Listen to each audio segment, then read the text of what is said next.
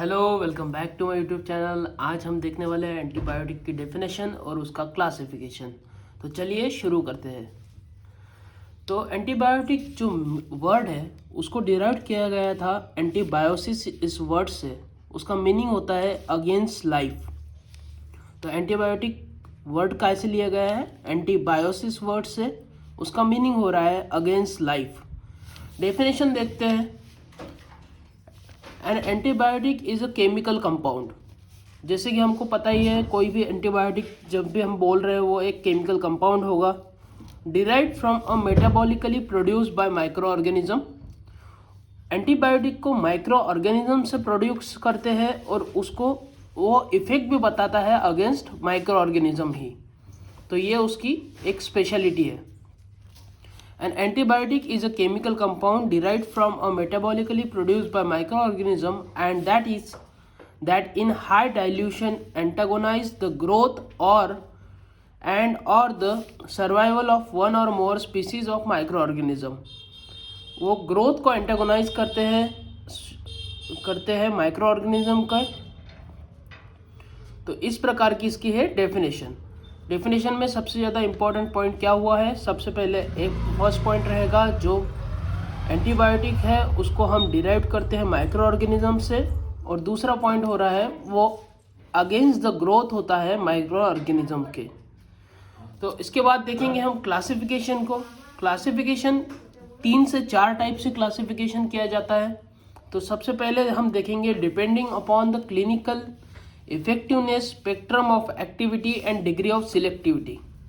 Spectrum of activity यानी वो एक तो ग्राम पॉजिटिव पे एक्ट हो रहा है या ग्राम नेगेटिव पे एक्ट हो रहा है या तो दोनों पे एक्ट हो रहा है।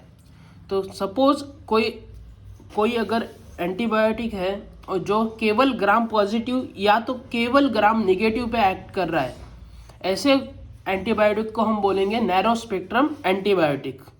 Those inhibit only one group of microorganism, either gram positive or gram negative, are called as narrow spectrum antibiotic. ऐसे एंटीबायोटिक को हम नैरो स्पेक्ट्रम एंटीबायोटिक बोलेंगे। नीस्टैटिन एंड बेसिट्रासिन उसके एग्जाम्पल हो गए हैं। उसके बाद इसकी सिलेक्टिविटी बहुत ज़्यादा होगी। हाई सिलेक्टिविटी मतलब सिलेक्टिव है ना, एक तो वो ग्राम नेगेटिव को ही एक्ट हो रहा है या तो वो एकदम ग्राम पॉजिटिव पे एक्ट हो रहा है। उसके बाद देखेंगे हम broad spectrum antibiotic. Broad spectrum antibiotic, a few antibiotics inhibit both gram positive and gram negative bacteria. ऐसा कोई एंटीबायोटिक जो ग्राम नेगेटिव बैक्टीरिया पे भी एक्ट करेगा और ग्राम पॉजिटिव बैक्टीरिया पे भी एक्ट करेगा, ऐसे एंटीबायोटिक को हम ब्रॉड स्पेक्ट्रम एंटीबायोटिक बोलेंगे। उसके एग्जाम्पल हो जाएंगे हमारे क्लोरामफेनिकॉल और टेट्रासाइक्लिन। इसके बाद on the basis of source यानी नेचुरल है या सेमी सिंथेटिक है या सिंथेटिक है, इस पे से हम क्लासिफिकेशन करेंगे।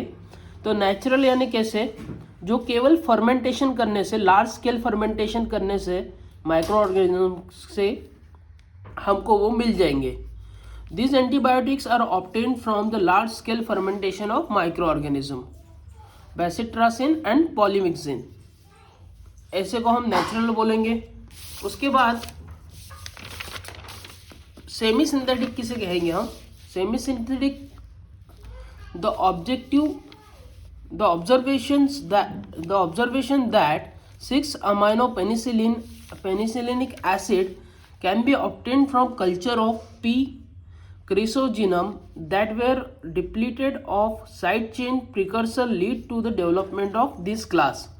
यानी यहाँ पे हमको फर्मेंटेशन भी करना होगा और उसके बाद जो प्रोडक्ट मिलेगा उसके प्रिकर्सर से हम कोई एक एंटीबायोटिक बना पा रहे हैं। यानी इसमें सिंथेटिक मेथड भी हमको यूज़ करना पड़ रही है और नेचुरल मेथड को भी यूज़ करना पड़ रहा है। ऐसे एंटीबायोटिक जो भी बनते हैं उनको हम सेमी सिंथेटिक एंटीबायोटिक बोलेंगे। उसके एग्जांपल होता है बेंजिल पेनिसिलिन। इसके बाद आएगा सिंथेटिक तो पूरा ही कमर्शियल बेसिस पे जो भी प्रोडक्शन हो रहा है उसको हम सिंथेटिक बोलते हैं। This antibiotics was produce synthetically on the commercial basis. तो इसका एग्जांपल होता है क्लोरामफेनिकॉल। जो कि है ब्रॉड स्पेक्ट्रम एंटीबायोटिक। इसके पहले हमने देखा ब्रॉड स्पेक्ट्रम एंटीबायोटिक यानी जो ऐसा एंटीबायोटिक जो gram positive and gram negative bacteria पे एक्ट करता है। इसके बाद depending upon the mechanism of action, mechanism of action जब भी देखेंगे हम तो सबसे पहले आएगा drug that interfere with the biosynthesis of bacterial cell wall. Bacterial cell wall पे वो एक्ट करने वाला है, तो बैक्टीरियल सेल वॉल पे एक्ट करेगा तो उसका एग्जांपल आता है penicillin, cephalosporin, cycloserine, bacitracin and vancomycin.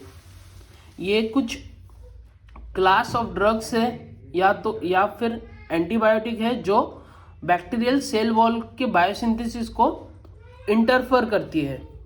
उसके बाद देखेंगे हम drug that interfere in the functioning of cytoplasmic membrane. Cytoplasmic membrane को वो की फंक्शनिंग को वो इंटरफेयर कर रहे हैं। उसकी एग्जांपल है पॉलीमिक्सिन, एम्फोटेरिसिन बी एंड नीस्टैटिन। इसके बाद अगर देखेंगे तो drugs that interfere with the protein biosynthesis, protein biosynthesis को रोकने वाले drug erythromycin, lincomycin, tetracycline and chloramphenicol. Drugs that interfere with the nucleic acid biosynthesis, अब आ जाएगा nucleic acid biosynthesis genetic material पे, तो वो वैसे ड्रग है एक्टिनोमाइसिन, ग्रीसियोफिल्विन एंड रिफाम्पिन। इसके बाद क्लासिफिकेशन, लास्ट टाइप से क्लासिफिकेशन क्या है जनरल क्लासिफिकेशन। जनरल क्लासिफिकेशन जो हमें मेनली पढ़ना होगा उसमें है बीटा लैक्टम एंटीबायोटिक जो कि है मेडिसिनल क्लासिफिकेशन। ऐसे एंटीबायोटिक जिसमें बीटा लैक्टम रिंग देखने को मिलेगी, ऐसे एंटीबायोटिक को हम बीटा लैक्टम एंटीबायोटिक बोलेंगे। बाद में amino glycoside antibiotics, tetracycline antibiotic, peptide antibiotics, macrolide antibiotics, lincomycin और अनक्लासिफाइड एंटीबायोटिक्स। तो इन सभी को हम स्टेप बाय स्टेप अगले वीडियो में कवर करेंगे, तो देखते रहिए हमारा channel. Please like, share and subscribe to my channel Prajwal Durakkar. Thank you.